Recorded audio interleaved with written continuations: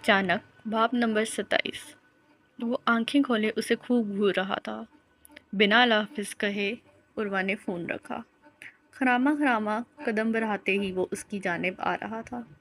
उर्वा ने भवें घेर कर उसे देखा जो उसी की जानिब ही बढ़ा था। उसके कदम अपने आप पीछे को मुड़ने लगे कि वो एकदम बिजली की तेज़ी से आगे बढ़ा ही था कि उर्वा की पुश्त दीवार के साथ जा लगी। दोनों में अब कोई फासला नहीं रहा था। उसकी सांसों की हरारत वो वाज़ेह तौर पे महसूस कर सकती थी। ये क्या बदतमीज़ी है, पीछे हटो। अपनी बोझिल सांसों के साथ वो मुश्किल ही बोल सकी थी। सुकून चाहिए तुम्हें, सुकून की ज़िंदगी, हाँ? अपना चेहरा उसके घेर ले जाते हुआ वो अजियत से बोला। और जो यहाँ तुमने मेरा सुकून गारत किया है वो सब क्या है, हाँ? उसकी वारफ्तगी देखकर वो सहम गई थी। उसने उसके हिसार से निकलने की कोशिश करना चाही ही थी कि उसने उसके हाथ पे अपनी गिरफ्त मजबूत कर ली। छोड़ो मुझे, वो बुरी तरह से कांप रही थी। अपने घर में सुकून से थी तुम, हाँ? अगर इतने ही सुकून में थी तो क्यों आई थी यहाँ? ना तुम यहाँ आती, ना मैं तुमसे मिलता, और ना ये सब कुछ होता। पछतावा उसके लहजे में साफ झलक रहा था, जिसने उर्वा को अंदर तक तोड़ कर रख दिया। आखिर उसने भी उसे ताना दे ही दिया। अभी तो उसकी माँ उसके बारे में कसीदे पढ़ रही थी और उसे समझा रही थी कि उसका बेटा ऐसा वैसा नहीं है, लेकिन वो भी आम मर्दों की तरह ही उसे ताना दे रहा था। तो छोड़ दो मुझे। अपनी हिम्मतें मजमा करते हुए वो पूरे हौसले से बोली तो उसके हाथ की गिरफ्त उसके हाथ पर ढीली हुई। उसने बेबसी से उसके चेहरे को देखा और रुख मोड़ कर वहाँ से जाने लगा। क्यों? क्या हुआ? वो तेज़ी से आगे बढ़ी। हम बाद में बात करते हैं। थूक निकलते हुए वो बोला और वहाँ से जाने ही लगा था कि वो उसके सामने आ खड़ी हुई। नहीं, बाद में क्यों, अभी बात करो। हटो रास्ते से। वो उसके पास से होकर गुजरने की कोशिश कर रहा था, मगर वो थी कि रास्ते से हट ही नहीं रही थी। क्या चाहती हो तुम आखिर? आखिर वो चीख कर बोला। सुकून चाहती हूँ मैं, सुकून, जो कि यहाँ एक लम्हे के लिए भी मुझे मैसर नहीं है। उसका दुख अभी भी अपनी जगह था।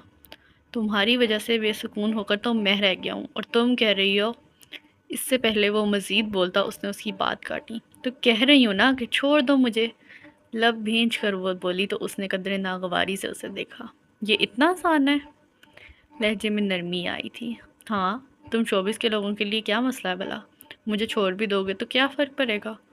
कंधों को झुकाकर सवाल भरी निगाहें लिए वो बोली। I am sorry. वो ज़रा आहिस्ता से बोला। क्या क्या कहा? I said I am sorry. Taimur की वजह से हम में जो गलतफहमी हुई, मैं उस पर तुमसे गहरी लंबी सांस लिए। उसने उसे देखा और फिर आंखें बंद करते हुए दोबारा खोली। मैं उसमें तुमसे माफ़ी मांगता हूँ। खिलाफ तबीयत उसने कहा था। आदिल, और वो भी माफ़ी। अजीब था ये सब। एक लम्हे के लिए तो वो अपनी आंखें झपकाना ही भूल गई थी। तैमूर को थप्पड़ क्यों मारा तुमने? अगले लम्हे ही उसने सवाल किया।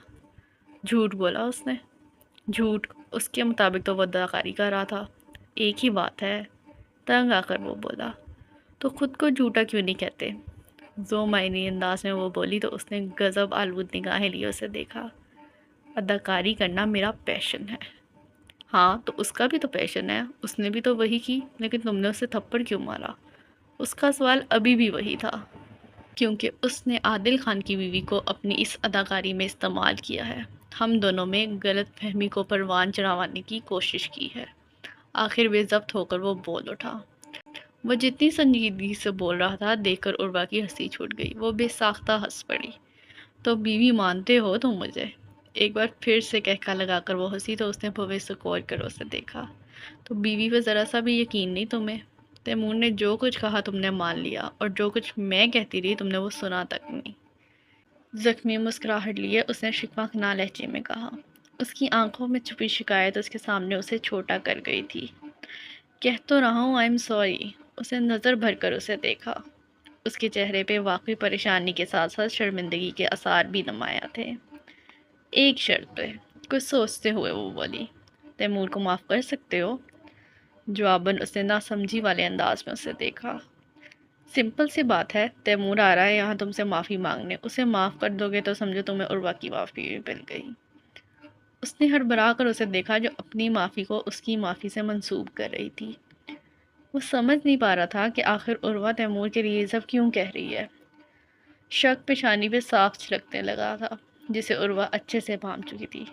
تمہاری سوچ کا اب میں کچھ کر نہیں سکتی۔ خود ساختہ انداز میں جیسے ہی وہ بولی تو عادل نارمل ہوا۔ وہ تمہارا بہت اچھا دوست ہے، میں نہیں چاہتی کہ تم میری وجہ سے اس کے ساتھ یوں بگاڑو۔ وہ اتنی سمجھ بوجھ بھی رکھتی ہے، اسے اس لمحے اندازہ ہو رہا تھا۔ کیا وہ مجھ سے معافی مانگے گا؟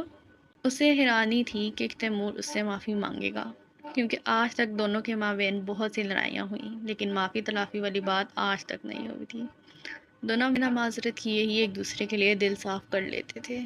معافی کا تو مجھے پتہ نہیں، البتہ وہ یہاں آ رہا ہے۔ اگلے ہی لمحے دروازے پہ بیل ہوئی اور وہ وہاں موجود ہوا۔ نظریں جھکائے وہ دونوں کے سامنے کسی مجرم کی طرح کھڑا تھا۔ عروہ نے نظروں کے اشارے سے عادل کو پیش قدمی کے لیے کہا تو وہ خاموشی سے آگے بڑھا۔